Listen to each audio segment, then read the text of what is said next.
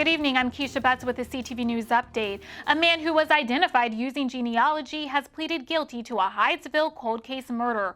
Brandon Bayagas was developed as a suspect after an ancestry search of DNA evidence recovered at the crime scene was connected to a knife found in his truck. The crime occurred in May 2017. The victim was 26-year-old Matthew McKinnon's Murray. Investigators say police went to his apartment on Newton Street in Hyattsville. That's where he was found stabbed to death. Prince George's State's Attorney Aisha Braveboy says they hope to crack more cold cases using genetic genealogy evidence. Today, she announced a $470,000 grant from the feds to do just that. I think it really speaks to how technology has really advanced to a point where we can solve cases that we weren't able to solve before, and how Prince George's County is a leader in using technology to bring justice to our community. So this is a very significant case. Braveboy says Bayagas will spend the next 17 years behind bars. While more than a dozen COVID-19 cases have hit a high school in Montgomery County, forcing a pause on the boys' basketball season. 14 students and one staff member recently tested positive for COVID-19 at Paint Branch High School.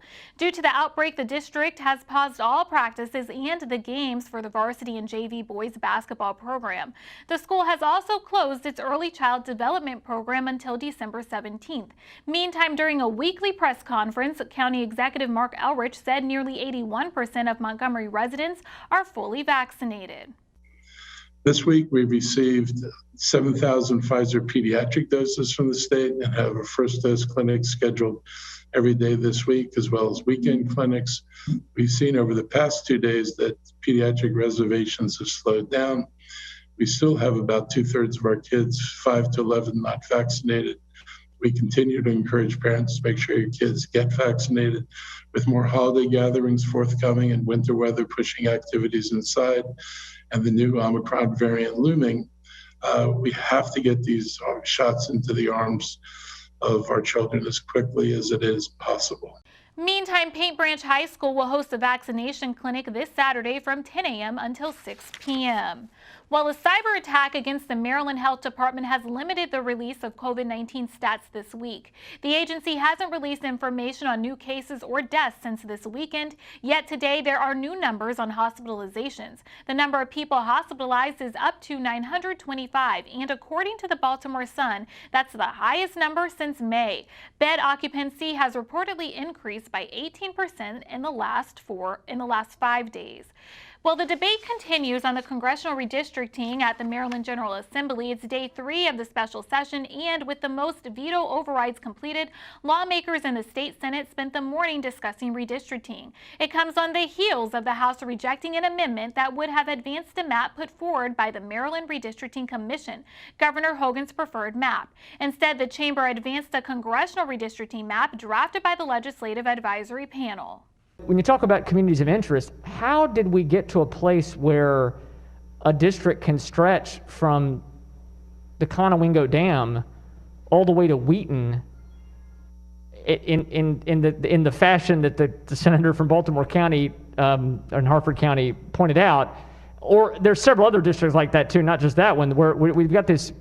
How is that communities of interest? When you move for one purpose, it affects the next district. And so basically, communities of interest are often defined by the people who live in them, their travel patterns, their social patterns, and while you can describe scenarios that might look better to you, the map makers don't have the luxury of having a single factor that defines a community of interest.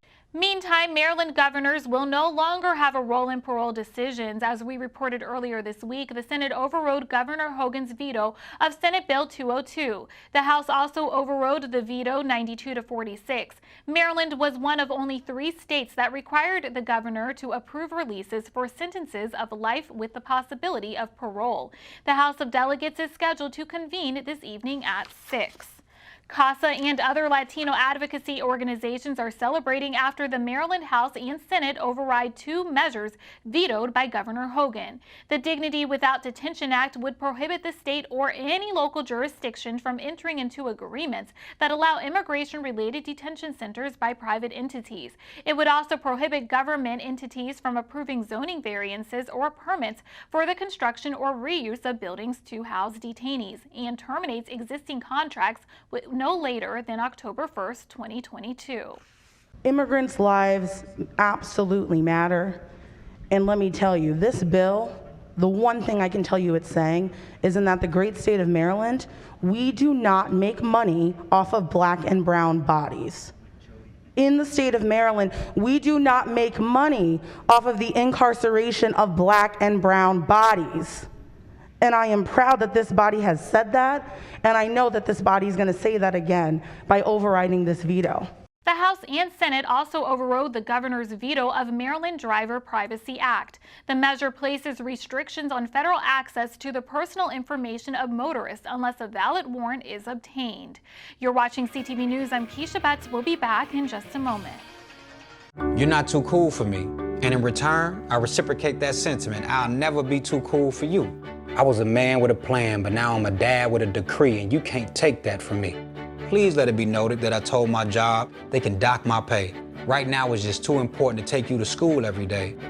I want to be legendary for you. I want you to puff out your chest when you go to school, the same way I do. I walk taller because of you, because I found everything to live for. Welcome back. Mask mandates in Maryland public schools could be ending soon. The State Board of Education voted yesterday to let the state's 24 school systems set their own policies as long as vaccination rates are high or community transmission is low. Each jurisdiction would make their own call about masking as long as vax rates hit 80% or transmission rates are designated low or moderate for 14 consecutive days. The new regulations now go to a General Assembly committee for a possible hearing and final decision. Education leaders pay tribute to Maryland's Teacher of the Year. The State Board of Education hosted Brianna Ross yesterday, and Ross used this opportunity to applaud teachers across the state. A history instructor at Deer Park Middle Magnet School, Ross says educators have endured many challenges in the last year. She also says they've worked tirelessly for students through the hardships of the pandemic. Every day, teachers are after school trying to find creative ways to re-engage and reconnect with our students. And so I say this because there is not a teacher in our state who does not deserve to sit here with you. And I'm proud to to represent them because the resilience of our Maryland teachers is unmatched and it is unmitigated. They all deserve this honor, and so I'm just proud and humbled to represent them. Ross was named Maryland Teacher of the Year in October. Maryland students are experiencing a learning loss. That's according to the State Department of Education's preliminary early fall assessment scores for 2021 to 2022. Officials say it's a result of the pandemic. More than 92% of children took this test during the fall. 35% met or exceeded expectations in English language arts, whereas 15% met or exceeded expectations in math. The kindergarten readiness assessment showed similar results. Police arrests a D.C. man for a fatal shooting in Capitol Heights. It occurred yesterday afternoon in the 6600 block of Ronald Road. Police say the man, 46-year-old Carrick Daniels, shot 42-year-old Francis Waku in an apartment. The two men were reportedly involved in an argument. Daniels is being held at the county jail on a no-bond status. A Glendale woman is now a member of the Centenarian Club. CTV told you earlier this week about Leanna Callahan, who turned 100 on December 2nd. Family and friends surrounded her as she blew out her candles over the weekend. Callahan grew up on a farm in South Carolina, then moved here with her daughter in the 90s. She says she's thrilled to celebrate another year. It feels good. I thought I was going to make it, but I did. I just retired a couple of years ago, and just to have her still in my life means a lot to me. I'm able to, on a daily basis, talk to her about her past and also how she's feeling each and every day. So it's a blessing to have her in the household. Callahan says her secret to living so long is drinking coffee. And still to come, your visit with Pet of the Week. Stay with us. I moved to Florida with literally pennies in my pocket and a prayer. I needed a new start. Dacian looks like a very typical 3-year-old until you ask him, "What's your name? How old are you?" My son has a lot of behaviors that would show as being autistic. Most kids can tolerate a variety of foods, but unfortunately for Dacian, everything has to be organic and raw. I wasn't ashamed to go to the food pantries. It's expensive to eat healthy, and nutrition is very important to Dacian's health. The healthy organic food that we receive dramatically helped his social skills. Most people would say, she really doesn't have much of a life. But to me, I have everything right there next to me and my son.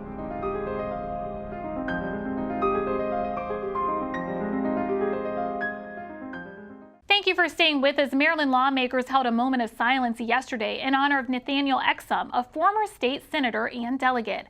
Exum, who was 81 years old, recently passed away. No word as to the cause of death. The Army veteran was a member of the Maryland Senate from 1999 until 2011, serving District 24. Prior to that, he served in the House of Delegates from 1975 to 1999. Services will be held for him next Thursday, December 16th.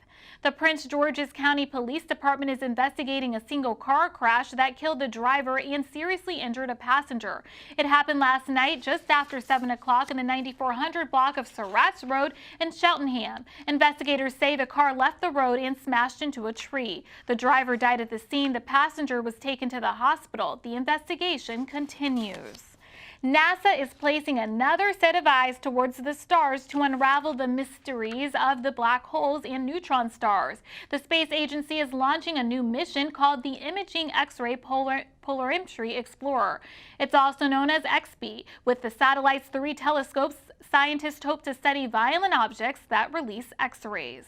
The XP mission is really neat. It's the first mission dedicated to measuring a particular property of X-rays that has not, except for a couple of rocket experiments and one satellite experiment in the 70s, been done before, and that's the polarization of the X-rays. NASA's launching XP tomorrow at 1 a.m. from the Kennedy Space Center. For more information, visit nasa.gov/XP. A furry feline is looking for his forever home. Meet Taylor. He is 2 years old and he's a domestic short-hair cat. Animal management says he's been at the facility for about 2 months. He would do best in a home that has older kids or no kids at all, with just adults that will let him do his own thing and pretty much come up to you when he wants to. He's quite independent. For more information on Taylor or any of his friends, contact Animal Management at 301-780-7201. Let's get a quick check on our 3-day weather forecast tonight. Mostly cloudy and cold, lows around 28. Thursday, mostly cloudy with highs in the 40s. Friday, cloudy with a slight chance of showers, highs around 55. Saturday, mostly cloudy with showers, likely with highs near 70. And now for the community calendar. Get in the Christmas spirit with the Holiday Soul Review show at the Public Playhouse. The event comes your way next Thursday, December 16th. The show will feature Motown holiday favorites and it begins at 11 a.m. For more information, call 301-277-1710. And that wraps up your CTV News Update. I'm Keisha Butts. Have a good night.